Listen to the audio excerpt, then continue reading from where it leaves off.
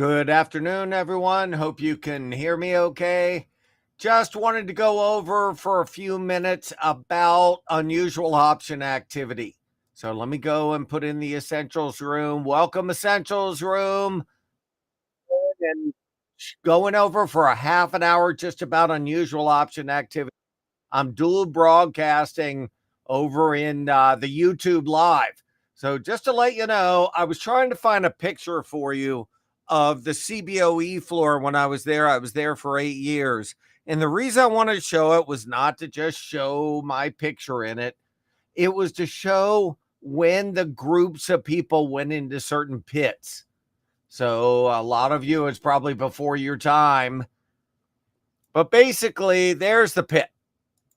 So there are the pits. So the problem is here, it's just all electronic. So you got to go back to here. And well, guess where that is? And there's me. Oh, I'm right.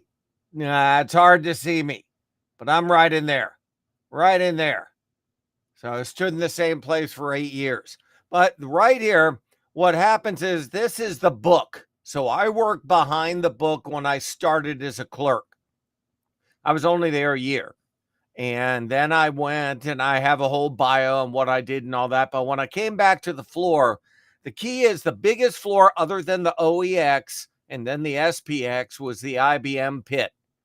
So that's where I was. So you see right here are floor brokers. So all in here. So the floor brokers theoretically are supposed to do open outcry, but if you had buddies, they would sort of feed you trades. Over here is Dr. J. So just to let you know, but talking about feeding trades. But the key in here, and the reason I'm showing it, is this is the IBM pit. Other pits were empty. I mean, empty. So you had like 5 people in them. And then all of a sudden, out of nowhere, you'd have like 10 of these floor brokers come in and just try to buy as many calls as they can. And back then, there were a lot of takeover stocks, and the stocks would, like the next day, get taken over.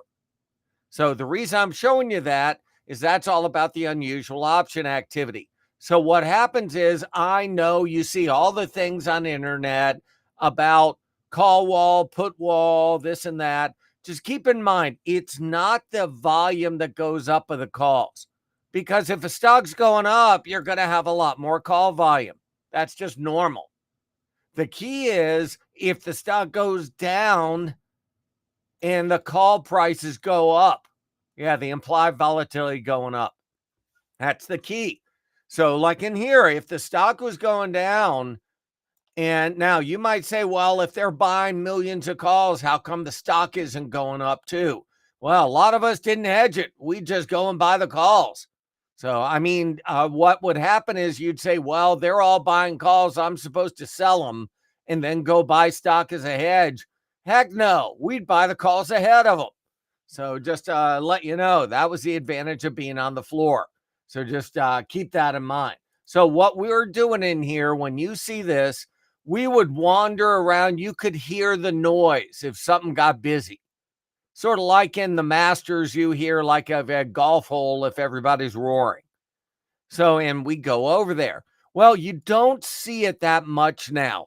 Now, what I mean by that is you see unusual option activity, but the problem is everybody's picky. I mean, you got to be picky. It's just like bull or bear flags. You can try to pick a bull and bear flag 8 million times. 8 million times. There's a bull flag. They stand out. You can be picky. So when you see this, there's a bull flag. You can be picky. So you don't have to screw around and look at everything in the world. So that's number one. Number two is you definitely look for implied volatility pops. So I'll show you. But the thing is that on Thinkorswim, you cannot scan for an increase in volatility. So there isn't a scan for it. So the way I'm looking at things is it's got to be things I sort of know, sort of like GME. But I'll show you a perfect example of a pop in volatility. Now, there are a couple of ways to do things. One is, well, I'll show you. One is call sizzle. So call sizzle is just when you have a number of options relative to volume, call volume, let's say, relative to the amount that day. The problem with that is that the call volume a lot of times just goes up because the stock goes up. So just keep that in mind. So if a stock's up $5, it's going to have a high call sizzle. So just keep that in mind. You can get change implied volatility on certain platforms. I'm sure you can. But I'll show you a perfect example of a pop in volatility. So most of you know about Roaring Kitty. So Roaring Kitty went in. I just want to double check something and bought a boatload of calls in GME. So if that was the old days with a pit and not electronic, yeah, you would have had a lot of floor brokers in there. So let me show you what we're talking about. He bought a lot of the June 21st 20 calls. So you see the open interest is 25,000 down here. The open volume versus open interest. I like to see where the volume is higher than the open interest. Usually that means opening once. Just keep that in mind. So usually it means opening ones. If it's in here, you just can't tell. You can tell at night, at midnight, if that goes up to 27, let's say. So you might say, how do you know they're buys or sells? Well, if you see the price is higher than where the stock was, yeah, they're going to be buys. So let me give you an example. So here is the 20 calls from a few days ago. So the 20 calls, not for this week, for the 21st. What do you notice? 148,000. That's gigantic. 148,000. Now what we're going to do is go to the Analyze tab where you're rewinding. And I want to show you what happened the day those were accumulated. It was a big tell. I didn't see it, but, I'm sure certain scanners would. But let me show you what we're talking about. So we're going to go, you see, right here, May 6th. So you see, May 6th, the open interest on those June 21st were all of 9,000. 9,000. So now we're going to fast forward to May 28th. What's the open interest of them? Well, you'll see 122,000. This is where it gets interesting. We're going to go a little back. More back.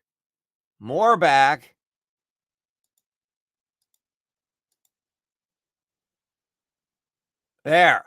This is pretty cool. All right. So you see the stock. I'm going to go one more day. There it is, 23 and a quarter. You see the 23 and a quarter for the June 21st, 23 and a quarter. You see the 20 calls are $7. See that? They're 7. So theoretically, every day the stock just sits here, it's going to lose some time premium. So let me just show you. So here's the delta. So let me just show you. So like I said, it went on 521, and I'll show you. So you take the delta. So the delta is how much the rate of change every point. So the delta is 70. So theoretically, if the stock goes down a point, it should go down 70 cents. Just keep that in mind. Delta is 70. So if it goes down a point, well, theoretically, it should go down 70 cents. So now what I want to show you is this. We're going to go back to what I sort with open interest and volume. You see there's 7. This is exactly what I was telling you happened in the pits. When a stock goes down, but the options go up because of demand for the calls. So we're going to go up here in the upper right and put in the next day. So the stock's down a point. So the 20s went down 70 cents, just like I predicted. Not a lot of calls. But watch what happens the next day. It's amazing. Stock goes down another point, and the calls went up 30%. So the stock now is 2 points lower than 2 days ago, and the calls are the same price. So going back to it again, you got this delta right here, is 70. So it goes down a point, they should go down a point. They went down a point. Well, it went down a point the next day, and the calls went up a point. That's how you know it's accumulation. The other way to know is to look at midnight of the open interest. So look what happens the next day. 108,000. Yeah, look at that. 108,000. So obviously it's been accumulation. Just keep that in mind, accumulation.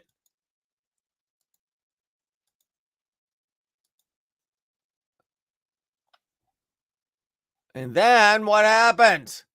It went up. But what's amazing is it went back to where it was from 5 days ago. The calls are the same price because they've lost some time premium. But the key was that volatility pop 2 days earlier that told you it was probably going up. So it's hard to stay in them overnight, but I just wanted to show you that. So, in there. Cost basis, well, it probably is in this area. Just go to where it was.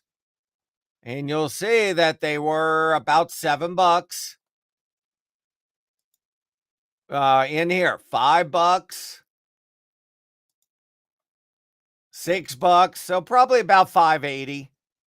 580. So that doesn't seem like a hill of beans until you realize it opened at 40. Now, if you don't think he's shorting stock against his positions, you're crazy. So he's definitely selling his stock once he announces it. Really manipulation, but he's an individual person. He's not a brokerage firm. So if people choose to follow him, they choose to follow him. So it's going to really be hard to try to bust him. Let's just put it that way. But the key was the volatility pop. So number one, could you have seen it with like a call sizzle? Well, you can't really chart call sizzle, but let's go on the bottom and put implied volatility just for laughs and see if it worked. Because obviously, if the stock went down and the calls went up, the implied volatility went up. Theoretically.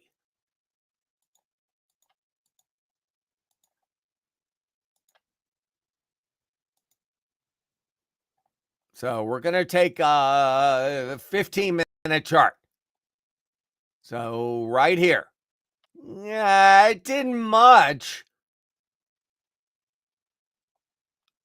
We have to go way back. Sorry.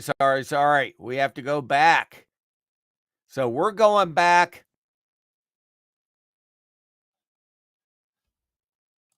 Well, let's put it here.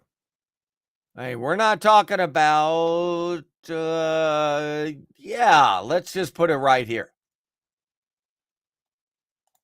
So we're going to put it on the day he started buying calls, which was right in here, right there, right between 521 in that area. What do you notice? Look at the pop in volatility right here. Look at that. The stock did nothing. And the volatility really popped. Look at that. And that's because he was buying those calls between 521 and 523. So keep in mind that it still went down a little and the volatility went down, but he had already accumulated the calls right in that area. And then it went nuts.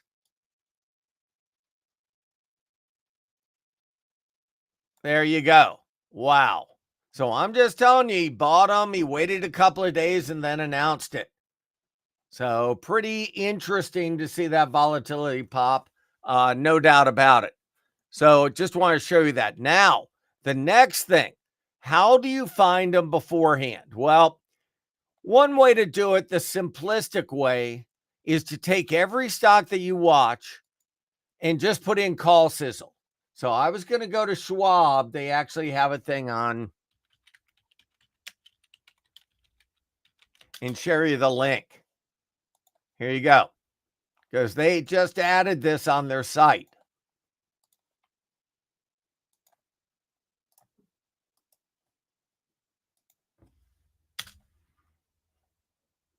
So all this is doing is you're trying to find ways to find unusual option activity. Now, that just because it has high call sizzle does not mean that it's a high implied volatility like it's gone up. You can't put implied volatility rank.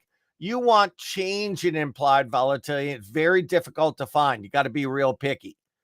But here's all the stocks I watch. So call sizzle, CrowdStrike. Yeah, it should have some. It's up 32 balloons. But you're going to see there's some stocks that might be like takeover rumors that might be down for the day, but the call sizzle is really high. So Lululemon, I call it Lululemon. I'm sorry, it looks like Lululemon to me, but they have earnings. So, that should have unusual. Snowflake, this could be interesting, but I'll show you another thing. Snowflake acting terrible today, really heavy. So one thing you have to watch, though, is put call ratio right here. If you see a lot more puts than calls, so the ratio is over 1, then I don't care about call sizzle. But right now, yeah, the put call sizzle is pretty high, but it's down a lot. So you're probably getting bottom pickers, but that kind of stuff I look at. So if I'm looking for like rumored takeovers, I'm going to be looking at call sizzle. Now, if it's something like this, which is a rumored takeover, Hubs, so it's down 2. The options don't trade a lot, unfortunately, and they widen the markets on you. Now, as you see, the open interest is really high. So the first thing you want to see is if you think something's going to get taken over, keep in mind 80 to 90% of takeovers are over a weekend. So that's number one, over the weekend. So that's one thing to keep in mind. The second thing to keep in mind in here is that usually you want to see tighter markets. So that's somewhere you want to see tighter markets. That's a little rough. But if you're trying to find unusual, you see the stocks down $1.91. You see all the big open interest because of all the news they had. So one thing, if you think it's going to get taken over, it's the closer in calls that make a difference. Because if you had inside information, you're going to buy the calls that give you the most bang for the buck. So this only has June expiration. It's very frustrating, but that's what you have. So the first thing I do when I can't see really implied volatility in this, I'll go the way out of the money, like the 700s. You see how they're bid 6, offer 6.5, just like GME. Well, if the stock was 606 3 days ago, were these 8? Because they should be losing time premium. If they're up, that to me means there's been an accumulation and it's holding up. So just go back. So just remember the 700 calls and go back to yesterday.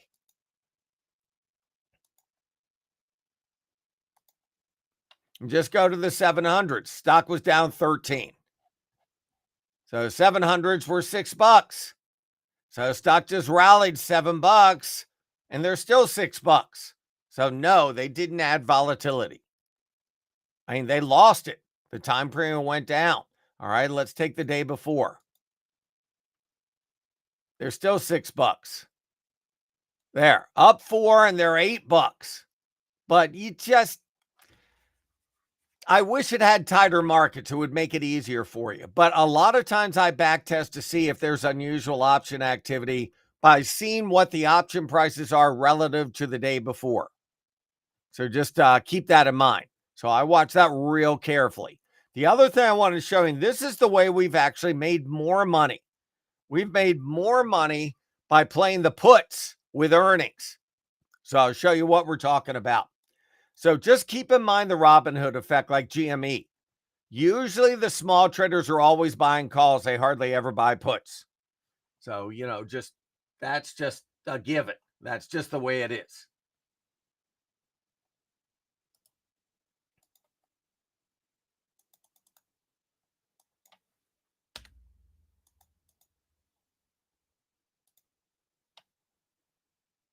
So that's just a given. So keep that in mind. But if I play earnings, a lot of times we'll sort earnings by put sizzle. That's just a lot of put activity. Now, you might say, how about implied volatility? Well, the problem is that a lot of times if the calls go up, the puts go up, and prior to earnings, the volatility is going to go up. But we have seen more times where you see unusual put activity, and unusual means like this. Let me show you like net. Well, net's a rough one because of how the earnings, they seem like they were over a weekend, but I'll show you anyway. So here's Cloudflare. See, it's 88. So we're going to look and you're going to see over here the 80 call puts. See the 4,000?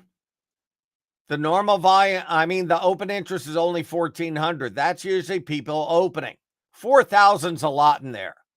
So 4,000 is a lot. Now calls, yeah, they trade calls. That's the Robin Hood effect. Like I said, my last priority is the calls prior to earnings. It's the puts. So you see the 4,000 puts. That's a lot. So 4,000 puts. So unusual option activity in the puts. What does that mean to me? Do you go and short the stock prior to earnings? Well, a lot of times where there's smoke, there's fire. A lot of times when I see that kind of activity, I'll use that as my outside strike. So I'll go and do something like this. These people bet it's going under 80. So I'll go and do something like this. I'll go and do some kind of spread under the market. But it's got to be cheap. I'm not going to screw around if it's not cheap. So I'll show you. So we're just talking about this. We're taking where the open interest was, where the high volume is. And then we're doing something like this. So you're taking that as your strike, that 80. And you're just going and doing that. Yeah, it's 64 cents. Holy cow, 64 cents. I can risk 64 cents into earnings. So you're betting that those people know something, those 80 putskis. So what did the stock do after earnings? Down 14. Yep, guess what? That butterfly went to $6. They knew. Those 80 putskis knew. It's always the puts that matter more than the calls. Just keep that in mind when it comes to earnings. So I think that's pretty cool. So I just thought I'd show you that.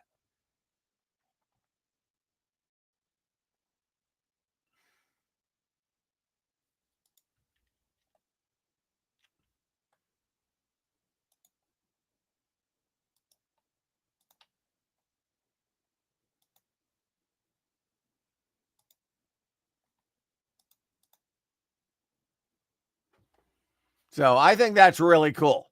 So now you might say, well, what was the disaster overnight? Well, let's go. I don't think any of them. It's just Northrop down, Dick's Sporting Goods is down. And what did Dick's do with earnings?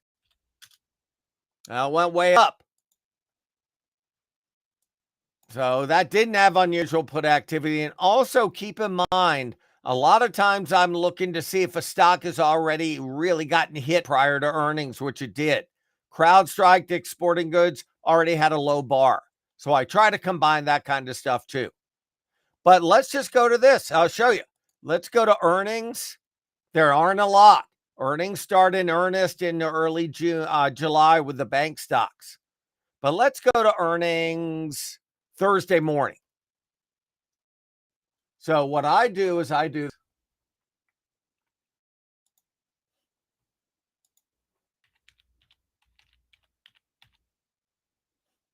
So I just go to Google and I go to briefing earnings. It's free. It's free. Briefing earnings. Now, briefing.com is a premium service. I just go to earnings. I just go to this and it's free.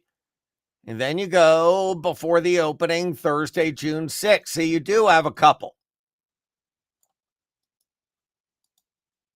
So all I do is I highlight everything. I mean, stock, calls, everything. I mean, the numbers, but it's close enough. And all you do is you go copy, and then you go into earnings. Now, just to let you know, and somebody asked about Thinkorswim, and definitely I'm seeing some instability with the platforms. So just to let you know. But getting back to it, you go into here then, and you go import, paste. There you go. There's your earnings. Now, like I said, it's got stock, it's got numbers, so some of them aren't going to be perfect. But there's the ones for tomorrow morning. Right there. Then I'll sort them by put sizzle and put call ratio.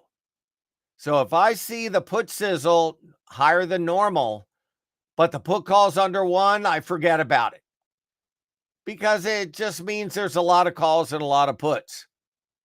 So, but that's the steps I do to try to decipher unusual option activity. So, I mean, that's what I try to do. And Lulu, no idea. And I can't tell you how many people are trying to bet on earnings. It's unusual that matters. Remember, incredibly low bar with Lulu. And basically, probably from what I've predicted, that the fat loss drugs are hurting working out. So you're going to see it's down 3. It should trade a lot of puts. That's nothing. 2,000, 1,700. I'm telling you, when I bet on earnings, I'm picky. If I'm going to do a directional play, it's picky. So I don't see a thing in here to do.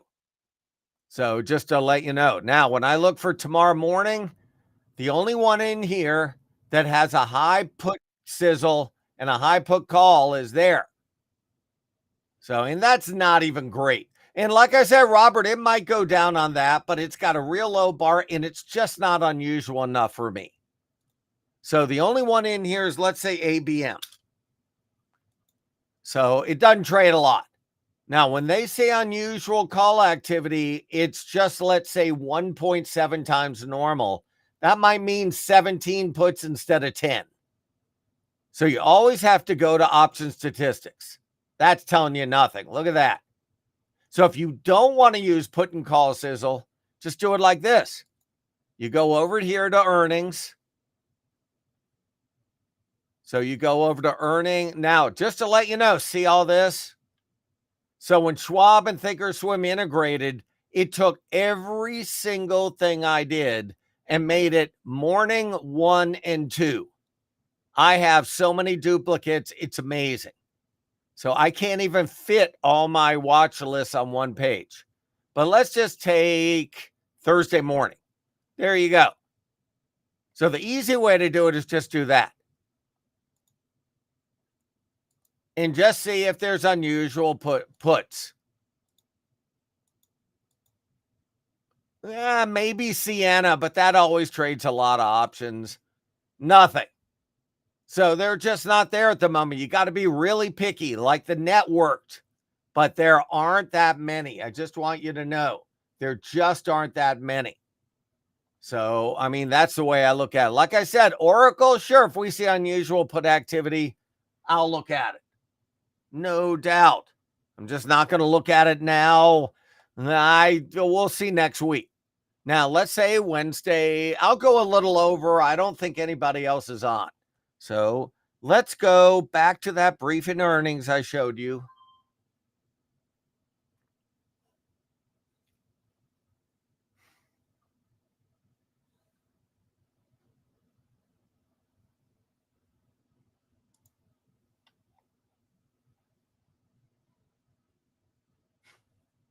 Let's go to briefing earnings, and I'll show you what we're doing, if I can find it.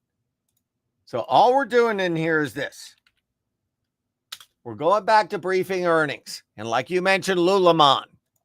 So we're going to go to earnings tonight. So there aren't a lot. I think it's pretty funny. Lululemon and Victoria's Secret have earnings the same day. So I think that's sort of interesting.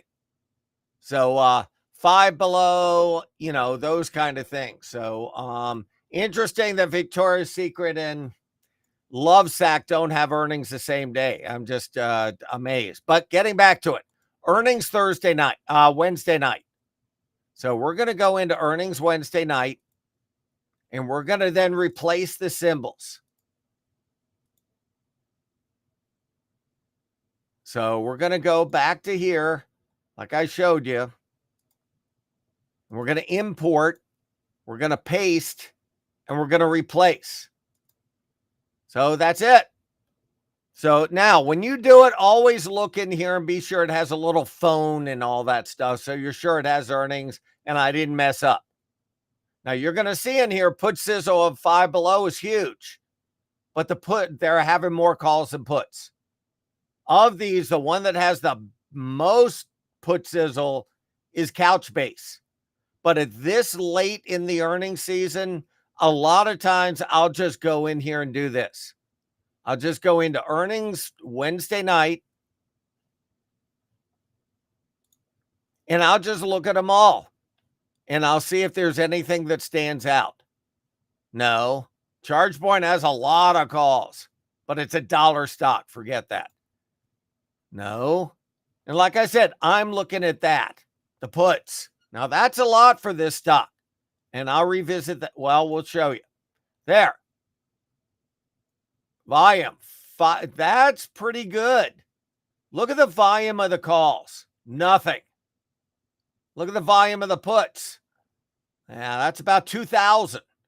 So, yeah, that's sort of a big deal. The problem is you got to go way out, and there's not a good spread to do. If you're going to do a spread, you can't really do a 2.5 point Y with 16 days to go. It takes forever to work. But that's what I'm looking for. That many puts versus calls, and you can see it by just visually observing.